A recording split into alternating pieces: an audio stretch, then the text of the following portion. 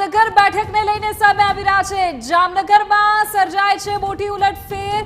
શું જામનગરમાં મોટા ઉલટફેરના સંકેત અત્યારના આંકડાઓ દઈ રહ્યા છે? અત્યારે વિગતો છે કે પૂનમ મેડમ પાછળ ચાલી રહ્યા છે, 7000 કરતા વધુ મતથી પાછળ ચાલી રહ્યા છે। તરુણભાઈ, આમાં તો કમેન્ટ આપવી જ પડશે હવે તમારે, આમાં ગાંધીનગરનો જવાબ નહીં ચાલે। ના વિધિબેન, આપણે જે પહેલા વાત કરી ત્યારે 25 માંથી 20 માં હતું, અત્યારે હાલ આપણે જોઈએ છે 25 માંથી 23 ઉપર ભારતીય જનતા પાર્ટી આગળ બતાવી રહ્યા છે। એટલે આના અંદર ઓવરઓલ તમે છેલ્લે પણ જોશો ને તો 26 માંથી 26 એટલે 25 બાકીની જે છે over the period of time Poonamben પણ જીતવાના જ છે।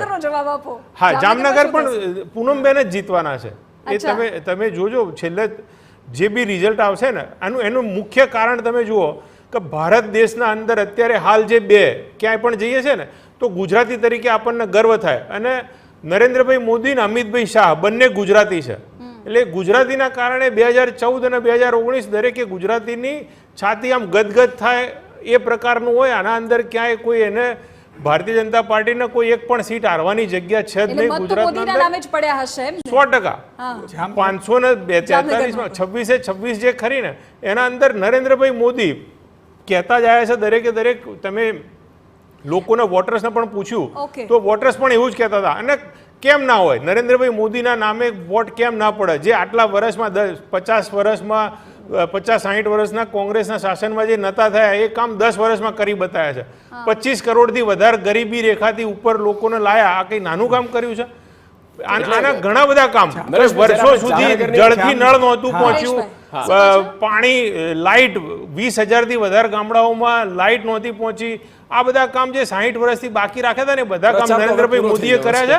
અને એના કારણે 26 માંથી 26 જામનગરની બેઠકમાં જે ઉલટફેર આપ દર્શાવી રહ્યા છો, મને એવું લાગે છે કે જામનગરની બેઠકમાં જે અત્યાર સુધી ચર્ચામાં નથી આવ્યું જે ક્ષત્રિય આંદોલન છે એની ક્યાંક સાયલન્ટ અસર, એક સાયલન્ટ વોટર હોય છે કે જે બોલકો નથી હોતો અને એમણે જે વોટિંગ કર્યું હોય। અને બીજું એ છે કે જામનગરમાં લોકલ પોલિટિક્સ પણ એક સમય આપણે ખબર હશે મેયરને લઈને અને ત્યાંના સાંસદને ધારાસભ્ય બધાને જે ઝઘડો જે બધો ચાલી રહ્યો, એટલે એ બધાની લોકલ ફેક્ટરની પણ અસર થઈ હોય। ક્ષત્રિય મામલો છે એ મામલો પણ જામનગરમાં સ્પર્શે।